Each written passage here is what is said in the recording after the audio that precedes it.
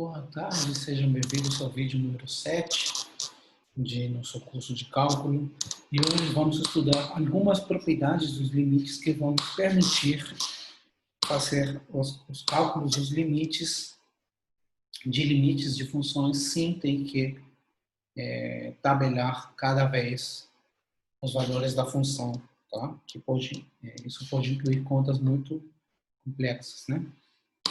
Então, tem dois limites básicos que a gente tem que saber, tá? K é uma constante, tá? Então, tem dois limites básicos que a gente tem que saber. Qual é o limite da função constante e qual é o limite da função x? Então, nesses casos é fácil a gente tabelar. Então, imagina que a função, você tem x e y, né? Então, imagina que a função é constante. Y é a função constante k, tá? Então, você vai dar valores para x, né? Você vai querer calcular o limite, vamos supor, quando x tende a 1. Então, você vai dando valores. 1,1. Y, quanto vale y? Y vale k, que é a função constante, né? Quando x vale... A constante pode ser 7, uma constante fixa, um valor constante. X vale 1,01 agora. Estamos querendo aproximar de 1. A função vale k. Quando x vale 0,9, a função vale k, porque é constante, né? X vale 0,99, a função vale k. Você pode facilmente concluir que o limite da função constante é sempre aquele k, aquele valor constante, tá? Então, o limite de 7, quando x tende a 1, a 2, a qualquer número, é 7. O limite de 10 é 10. Tá? E o limite da função x? O limite da função x também pode ser facilmente tabelado. Né? Então, imagina que você tem a função y igual a x. A regra é que y vale x. Então, você vai tabelando. Então, o que acontece quando x vale, por exemplo, 1,1? Y vale x, 1,1 também.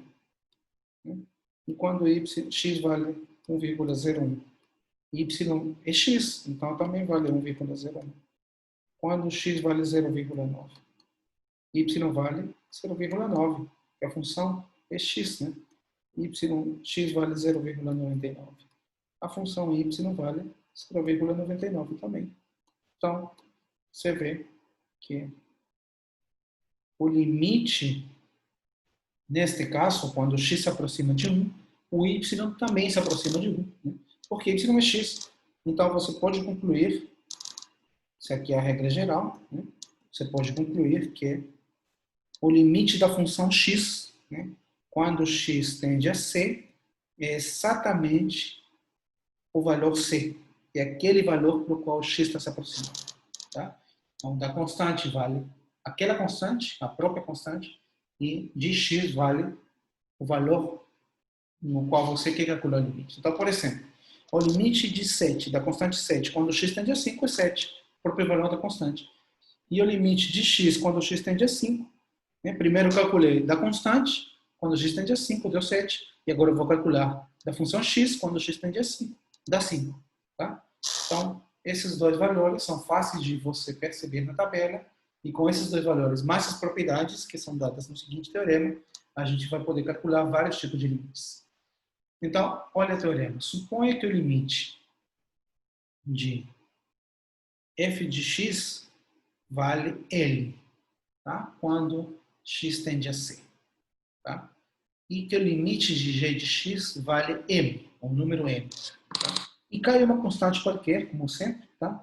Então, a primeira propriedade diz que o limite da soma das duas funções é igual à soma dos limites, ou seja, para calcular a soma, o limite dessa soma, basta você calcular o limite por separado e você somar depois os limites. Ou seja, você calcula o limite de f, que dá L, calcula o limite de g, que dá M, e você soma os limites. O limite separa a soma.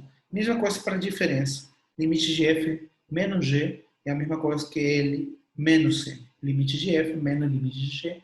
Mesma coisa para o produto. Limite de f vezes g, você calcula o limite de f e multiplica pelo limite de g, L vezes M. Tá bom? Mesma coisa se você multiplicar f por uma constante. Quando você multiplica a função por uma constante, simplesmente vai dar o limite da constante, que é a própria constante, vezes o limite de f. Né? Então, dá constante vezes L, né? Que é o limite de f. Continuando aqui o teorema, se eu fizer uma potência também, né? O limite da potência enésima de f é a mesma coisa que você tomar o limite de f e o resultado potencial a n. Né? Então, dá L, que é o limite de f, elevado a n. Raiz, mesma coisa. Se você tirar a raiz de f, raiz enésima, e tomar o limite, isso dá a mesma coisa que primeiro você tomar o limite, e a esse resultado você tomar a raiz enésima do limite, né? Raiz enésima de L. Claro que aqui você precisa da condição que essa raiz exista. Né? Por exemplo, se n é par e L é um número negativo, raiz quadrada de menos 1, por exemplo, não existe. Nesse caso, a propriedade não vale. Tá? Então, sempre tem que tomar cuidado de existir. E com quociente acontece uma coisa parecida. Né? Quando você faz quociente das funções, você pode tomar o limite do numerador e dividir pelo limite do denominador. Tá? O limite separa, desde que o limite do denominador seja não nulo, né? Porque se for nulo, você não vai poder dividir por zero, né? Então você calcula o limite do numerador, calcula o limite do denominador e você divide sempre pelo limite do denominador for não nulo, senão essa regra não vale, tá? Então tem essa condição. Então vamos fazer dois exemplos usando essas regras. Olha só, limite de x ao cubo mais limite mais 2x mais 5. Eu já sei que o limite separa, né? Eu já sei que o limite separa soma, ou seja, para calcular o limite de uma soma, basta calcular o limite de cada parcela por separado, né? X ao cubo mais limite de 2x mais limite de 5. Quando x tende a 2, quando x tende a 2, quando x tende a 2. Tá certo? Continuar aqui. Isso dá limite de x ao cubo é a mesma coisa que o limite de x quando x tende a 2, né? Escolher um pouquinho mais separado. Quando x tende a 2, tudo isso ao cubo.